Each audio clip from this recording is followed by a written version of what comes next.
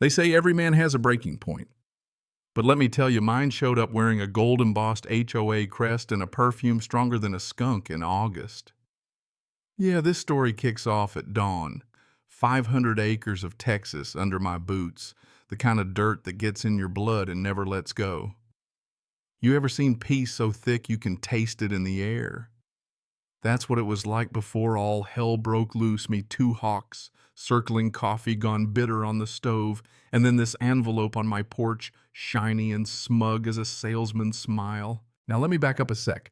I've worked this farm since I could hold a shovel, and before me, my dad, and before him, his. Land doesn't lie, my granddad used to say people do, but dirt keeps its word. That morning with the sun barely up, I felt the weight of that truth.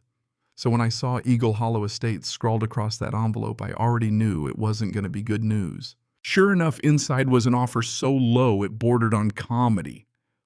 $100,000 for 500 acres barns older than most marriages in water right city folks would kill for. The kind of letter that pretends to be a favor but stinks of a setup. I laughed hard. The sound bounced off the walls and came back at me meaner. Like I'd pawn off 4 generations for less than a pickup. Not in this lifetime. You know what I mean? They didn't even bother with a gift basket. Turns out Eagle Hollow Estates wasn't even on the map a year back, but now thanks to some smooth-talking developers, the west side of my fence line is all luxury townhomes, infinity driveways, and city folks who think country means buying eggs at Whole Foods. The HOA there runs tighter than a drum, and their president, Karen Whitmore, bleach blonde high heels, a voice that could shatter glass, had already introduced herself last summer asking if I could keep the tractor noise down on Sundays. I told her she was welcome to plow the fields herself. She didn't laugh. Now she's back, only this time her hello comes typed by a lawyer. But here's the thing, when you love something as much as I love this land, you fight for it, claws, teeth, whatever it takes. So I went to a county planning meeting, figuring maybe I'd get ahead of things. Instead, Karen walks up there like she's hosting a TED Talk showing slides of community wellness and green space, and right smack in the middle, a big patch labeled Proposed Ecological Park Zone. My farm. Not once did she say my name, just smiled that snake oil smile and talked about transitional properties. I left before they could finish the coffee. When I got home, I took out my granddad's discharge papers, laid them next to the HOA's letter, and just stared. One was earned, the other demanded. That's when I knew they had no clue who they were up against. I figured if I ignored them, they'd find something else to micromanage mailbox heights or garden gnomes. But no, Karen doesn't let things drop. 2 days later, she's on my land. Security guys in tow, the kind with sunglasses and too much attitude. She doesn't wait for an invite, just strides onto my property like she's already got the deed. Second chance to consider the proposal, she says. I tell her flat out no. She starts talking legacy, trying to sweeten the threat, but her smile's so tight you could hear it snap. That's when it hit me. This wasn't business, it was war. Suddenly, complaints start rolling in from the county runoff violations, water usage, contractors canceling on me like I'd caught the plague. I mean, I've used the same irrigation system for 40 years, but now I'm flagged for review.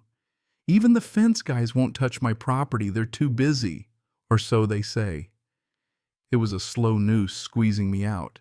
But the real gut punch, I found out the HOA was funneling grant money through some fake ecological advancement nonprofit run by, get this, Karen's own son-in-law. And my land was already on their project list as an ecological conversion zone. They'd planned my funeral and didn't even bother inviting me. Signs started popping up, future site of Eagle Hollow expansion on my fields, my pond even zip-tied to my back gate. Then came the drone. Yeah, a drone dropping leaflets all over, calling my farm an industrial operation and urging people to sign petitions to get rid of me. Industrial. I got 12 cows and a tractor, older than half the county. But they wouldn't quit. Fences cut cows loose, every dirty trick in the book. It got to the point where folks in town wouldn't look me in the eye. Contractors avoided me, old friends ducked out of conversations, and my grandson Aiden, he'd come back home for the summer, started to realize what real isolation looked like. But you know what? Pressure like that doesn't break me. It makes me meaner. And when they started coming after Aiden, sending phony letters questioning his fitness to live on the farm, I knew it was time to fight back, not just for me, but for everyone who's ever been bullied by a bunch of suburban tyrants. So we got creative. Dug through archives, found every document, every historical designation, every bit of proof this land couldn't just be rezoned by some HOA wannabe dictator. But the best move came from Aiden's smart kid sharp with tech. He hooked us up with a university agriculture program, got the farm classified as a research site. Suddenly, we weren't just a family holding on to the past, we were officially legally a research facility. Try and touch that without going through the state and a university lawyer. And then we brought in Tamika Rhodes, a property attorney with a reputation meaner than a Texas storm. She built our case, airtight harassment, fraud, interference, the works. We set up a digital archive, made everything public, and even had a law student, Jared, go undercover as an HOA volunteer.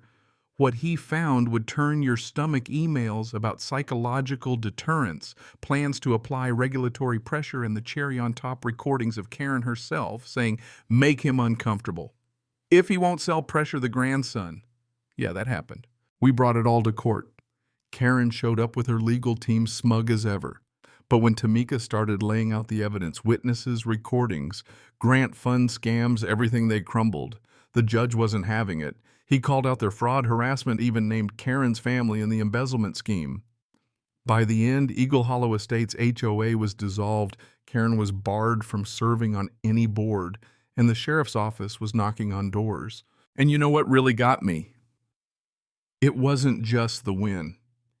It was watching my neighbors, strangers, even other farmers come out in support. The courthouse steps were packed, news vans everywhere, folks cheering. My land was declared a protected agricultural site. No more threats, no more zoning tricks, no more HOA ever. 6 months down the line, Karen's under house arrest, her license gone, the subdivision's limp as a scarecrow after a hurricane. But my place.